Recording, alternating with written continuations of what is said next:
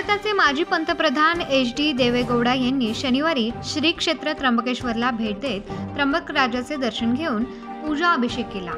दुपारी 2च्या सुमारास त्यांचे येथे आगमन झाले। त्यांच्या समवेत त्यांचे पुत्र केंद्रीय मंत्री कुमारस्वामी, एच.डी. रेवण्णा, निखिल बंडाप्पा, महंत सुधीरदास पुजारी आदी मान्यवर होते। सर्वप्रथम त्यांनी रुद्राभिषेक केला। त्र्यंबकेश्वर देवस्थानचे विश्वस्त तथा पुरोहित संघाचे अध्यक्ष मनोज थेटे यांनी पौरोहित्य केले।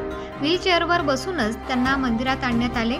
पूजा विधीनंतर ज्येष्ठ नेते सुरेश गंगापुत्र यांनी त्यांचे शाल श्रीफळ देऊन स्वागत केले। यावेळी ॲडव्होकेट विशाल मटाले, डॉक्टर राहुल मटाले, अक्षय नारळे आदी उपस्थित होते।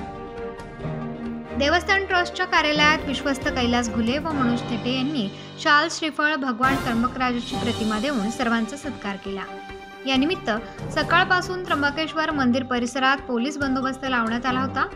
पोलीस उपअधीक्षक वासुदेव देसले, पोलीस निरीक्षक बिपिन शेवाळे व सहकाऱ्यांनी बंदोबस्त ठेवला होता। उत्तर महाराष्ट्र न्यूज नेटवर्कसाठी रामदास शीत, त्र्यंबकेश्वर।